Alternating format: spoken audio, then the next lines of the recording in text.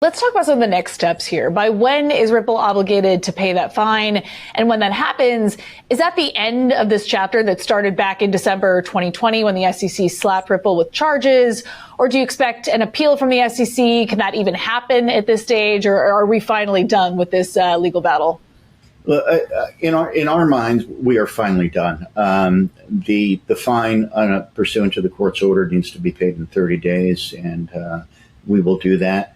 The SEC certainly has the option to pursue an appeal. I think they've got 60 days to make that determination. But again, we're focused on the finality that this order gives Ripple. We want to focus on continuing to grow our business both globally and domestically. We like the clarity that this lawsuit and the outcome of this lawsuit has provided to us. And that's where we're going to be focused on. And again, if the SEC is a rational actor, and they are, and this administration truly is serious about hitting the reset button on their war on crypto, there should be no appeal, and everybody should be moving on. Welcome back, ladies and gentlemen. This is the Bearable Bull here. And I got this aggressively average content for you today. As right there, you heard it from Stu Alderati himself. Ripple has no plans to appeal. And if the SEC is a rational actor, they will take the fine with no appeal. Now, ladies and gentlemen, that's a lot coming from Gary Gensler. I don't think he's particularly rational, but we are in a different climate right now.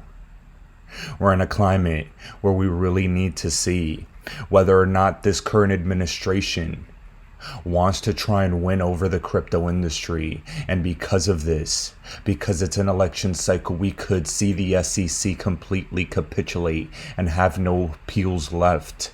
This is why I'm bullish on the fact that this case is officially over. I do not expect appeals. I think that the price will explode on the heels of this decision, and everyone needs to get into generational wealth collecting mode, into profit taking mode, into exit strategy mode, because we will secure our place in the new 1% if we execute properly. These are the moments, the calm before the storm. And you better get excited. You better get situated. And you better understand that we are right here, right now, in the moments before everything changes for us. Now, over the past couple days, I've been hearing a lot of conjecture amongst people saying, oh, look, the price is still low. Oh, where's the bull run? Where's the price action? This is a shit coin. Ladies and gentlemen, no one ever said upon the end of this case, the immediate seconds after this thing was going to go ballistic. But now there are no shackles holding this price back. And you have to be aware of what that means. We are at an any given moment scenario with XRP. We have the perfect setup on the XRP chart. We've seen a major pullback in the market already. And now, with geopolitical events in the air, the XRP perfect storm is upon us. Here, before we continue on that front, I have this clip from MetaLawman saying here's why the SEC might choose to appeal the Ripple judgment. I know I just mentioned that I don't believe there will be an appeal. However, I always like giving you a conflicting narrative, just so you could think about it yourselves and we can have open discussions and conversation. Ladies and gentlemen, I want you all to take a listen and then decide for yourselves if you think this is a case closed or if we still have more to go. My guess is that they will appeal. And there are two things that that appeal would include, at least two. One is this decision on disgorgement is very, very impactful for the SEC's entire enforcement program. If they can't get disgorgement without proving losses, it impacts significantly pending cases as well as other cases that they would like to bring. And you might recall that we discussed this on a prior show, that while the Ripple lawyers deserve tremendous credit for how they've managed this case, and John Deaton's part was very important in this case, did a wonderful job, great job by all involved, including the leadership of Ripple to not buckle under, and settle and fight this thing. Give them all the credit. But there was a lucky break here as well. And that was at the end of last year, the Second Circuit changed the law.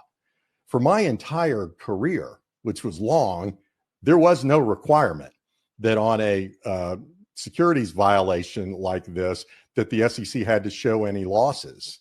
The Second Circuit changed that last year, in between the time that the summary judgment was decided in this case and the remedies was decided. They get a binding precedent from the Second Circuit that basically kicks out disgorgement. So the SEC hates that, and they think it is wrong. And there is a split in the circuits. The Fifth Circuit Court of Appeals has ruled that you don't have to do that, show losses. The SEC doesn't have to. So there's a split in the circuit. And so I think the SEC is likely to want to take that up on appeal. Is this the best case in the world to take it up on appeal? Maybe, maybe not. But that's number one. But the even bigger issue, Scott, is the question, the $1 trillion question. Is it okay to trade tokens on the secondary market?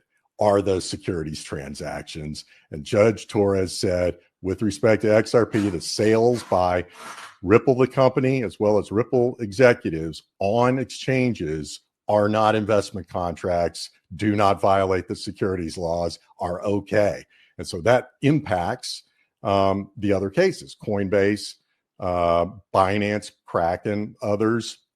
And the Binance judge followed Judge Torres's reasoning. And so the SEC doesn't want this to snowball. So this they don't want it to be precedent, basically. Correct. So this issue is the most important issue, really, to all of crypto. And so the only question is whether the SEC concludes that this is the best case to take that question up. And remember, Scott, they already tried once. I'm not going out too far on a limb here. They sought interlocutory appeal after the summary judgment because they were so horrified by the impact of the ruling on, XRP trades in the secondary market. Now, ladies and gentlemen, what you just heard there was the case for an appeal on this case. I gave you my reasons why I don't think it should be appealed by the SEC. You're trying to start off on a new leave in an election season with Kamala, trying to say that she is more pro-crypto as opposed to this anti-crypto agenda, with Trump full-fledged pro-crypto and saying they want to make a U.S. reserve of Bitcoin. That is fascinating, isn't it? These are all things to consider. But the SEC's been operating as a rogue entity for a while. They have not been a rational actor. So Meta Lawman makes a great case. Will there be an appeal? Maybe, maybe not. That's up to you to decide at home, and up for the facts to be presented at a later date. But for right now, the law of the land is XRP is not a security in any capacity at all. And this case is officially over with only $125 million in fines to be paid by Ripple. Those are bullish cases in my opinion for XRP. Until things change in some capacity, we are freed. And I don't think things are going to change for the negative. Everything in regards to this year has been a positive geopolitical move for Ripple and XRP adoption, and I can't stress that enough. But we also have to look at what's been going on recently. Nick Carter presents that customers of one of the biggest pro-crypto banks out there are suffering. As here we have Customers Bank got hit with a Fed enforcement action for digital assets and dollar token activities. Ladies and gentlemen, this is the Fed and FDIC systematically dismantling all crypto-friendly banks one after the next so that there can be a consolidation event down the road. And like Tyler Winklevoss said, Operation Choke Point 2.0 is alive and well. The Biden-Harris administration's reign of terror continues in regards to crypto. And if this goes on unabated for 4 more years, the crypto industry in America will die. Truly, completely, and absolutely. Ladies and gentlemen, I can't stress how important it is that you all realize what this is. They want to try and pretend they're more pro-crypto now. But actions speak louder than words, and during an election cycle, as they change candidates on a whim, they're still going after crypto-friendly banks, as Choke Point 2.0 is alive and well. This is one of those things you cannot ignore, and you have to take seriously, because when people show you who they are, you must believe them. But as all of this is happening, and as we continue, the Ripple stablecoin continues to further in its progress. Micro regulations are in effect. Ripple stablecoin has a new page, and currently testing on its stablecoin on Ethereum and the XRP ledger are alive and well. Something else you need to be aware of is that crypto executives are pushing for bipartisan support for crypto policy for the next 4 years. JP Theriot from Uphold is backing Kamala Harris, and there were actually people on Twitter upset that people are trying to get support from different candidates using crypto money. Ladies and gentlemen, this is my take on it. If we can get either candidate to be pro-crypto in some capacity, then there is a 100% probability that we are going to win in regards to our investment the next election cycle. Regardless, during years of change like this in 2024, it's always been positive for crypto. And I can't stress that enough. With all the positive XRP news and developments, the ending of this case being relisted on all exchanges, pro-crypto policy and pro-crypto presidents on the horizon, what do we have to fear? Absolutely nothing. All I ask people to do is to ignore the shills in the comment section, screaming, "Oh, we still haven't mooned yet."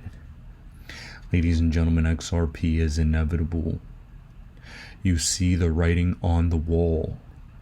We've been presenting nothing but facts and correct information. And we've had plenty of correct predictions so far in 2024. One of the only ones left is a new XRP all-time high. But with the way things have been going, it's a foregone conclusion we're gonna get there. Now guys, to cap off this video for today, I'm going to leave you with Bank XRP, showing in full context Stu Alderati going on CNBC talking about the final judgment in this Ripple vs. SEC case.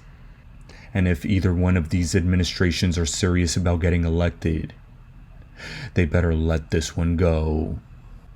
Ladies and gentlemen, this is the Bearable Bull here. Thanks for tuning in. And in light of this coming new all-time high for XRP and other cryptos in the altcoin market in general, I would highly recommend you buy your offline hardware wallet. My personal favorite being the Decent wallet, as it has the most altcoin options. And it has a very high level of security that I am personally behind. I feel safe and comfortable with this wallet. And especially if you don't have another crypto wallet, keep your crypto off the exchanges. Look at what happened with Celsius and FTX. You don't want to be caught with your pants down in crypto on exchanges, because only God knows if one will fail or not. Protecting your crypto is essential, and you don't want to have waited for all these years for your new XRP all-time high just to have it stolen from you. Stay the course, my friends. As always, I appreciate every single one of you. Now I'll be back tomorrow with another video.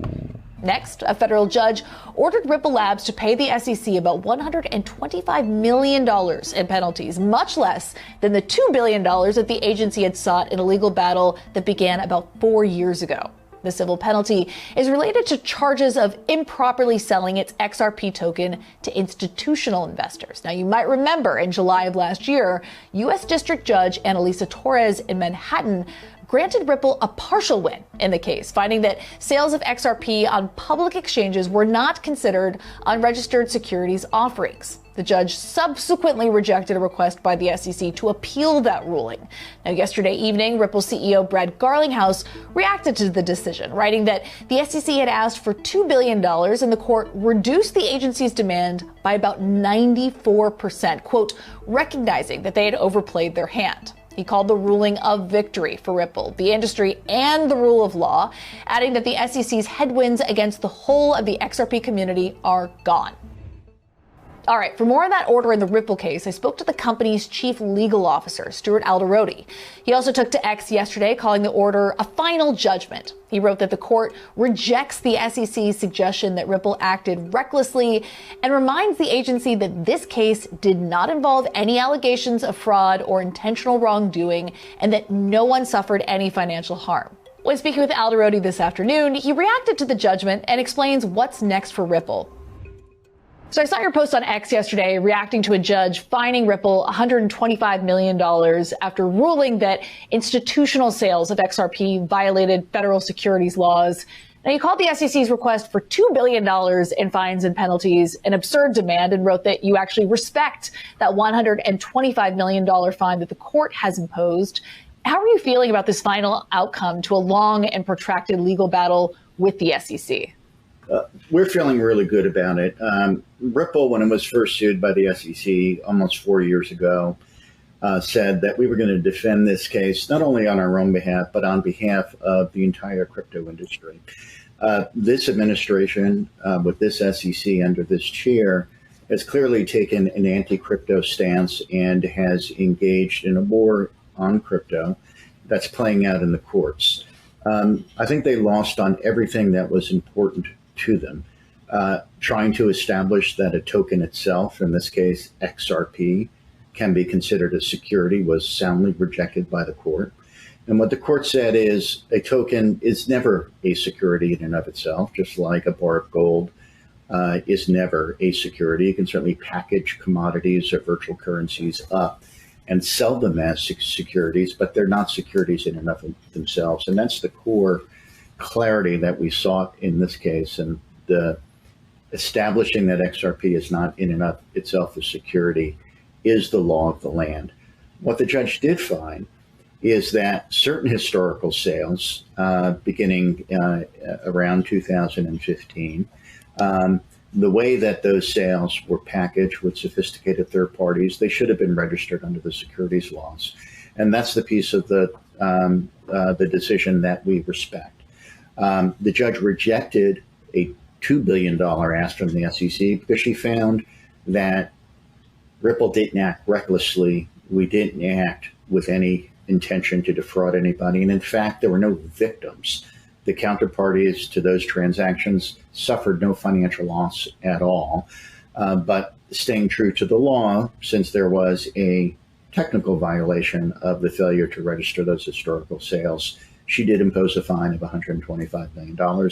That's something that we will pay with cash off of our balance sheet, and we look forward to moving forward. And hopefully this turns a page not only for Ripple, but also hopefully finally this administration will turn the page on their war on crypto and hit the reset button. Let's talk about some of the next steps here. By when is Ripple obligated to pay that fine? And when that happens, is that the end of this chapter that started back in December 2020 when the SEC slapped Ripple with charges? Or do you expect an appeal from the SEC? Can that even happen at this stage? Or are we finally done with this legal battle?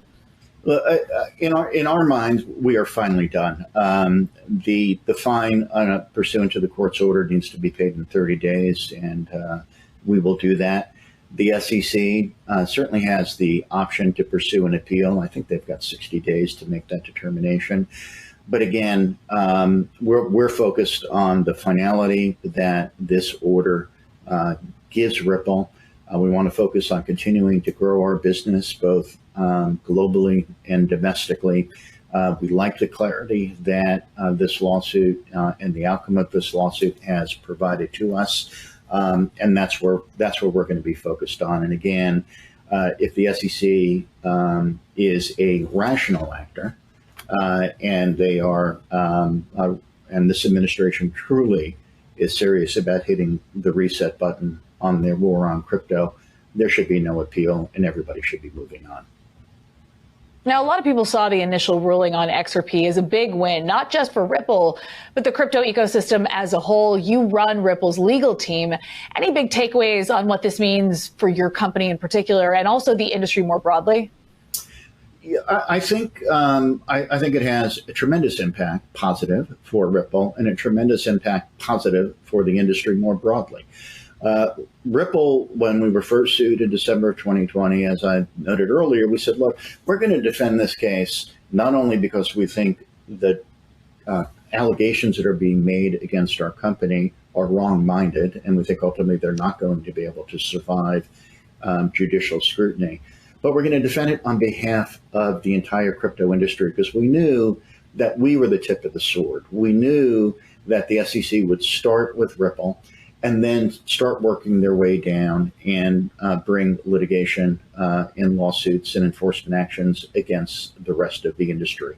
I'm not sure everyone believed us 4 years ago. Everyone believes us now, because that's exactly the playbook that the SEC has sought to advance. And what do we now know? We know through our case, the court has found that the SEC was not engaging in a faithful allegiance to the law. That's a quote. We know in the Bitcoin ETF case, another court found that the SEC was acting arbitrarily and capriciously. We know that there was a federal judge in Utah that sanctioned the SEC for engaging in outright fraudulent misrepresentations to the court. So this war on crypto has really skewed the SEC's core mission and skewed their commitment to kind of stick to their lanes in their jurisdiction. And what we need as a country is to hit the reset button. And what we really should be focusing on is creating clear laws, rules, and regulations so this industry can thrive in the United States, just as it is thriving outside of the United States. Now, a lot of this goes back to the same issue that industry players have been talking about for years, something that you've brought up a couple of times just today. There are no hard and fast rules on crypto from Congress, and absent that, the SEC has been seen as policing the space through these enforcement actions. We have seen some progress in D.C. with Fit 21, but still, the U.S. doesn't have a clear framework. We're about to have a change in the White House. How are you navigating the continued legal ambiguity in the states? Are you, considering decamping abroad, or are you finding ways to make it work here in the U.S.?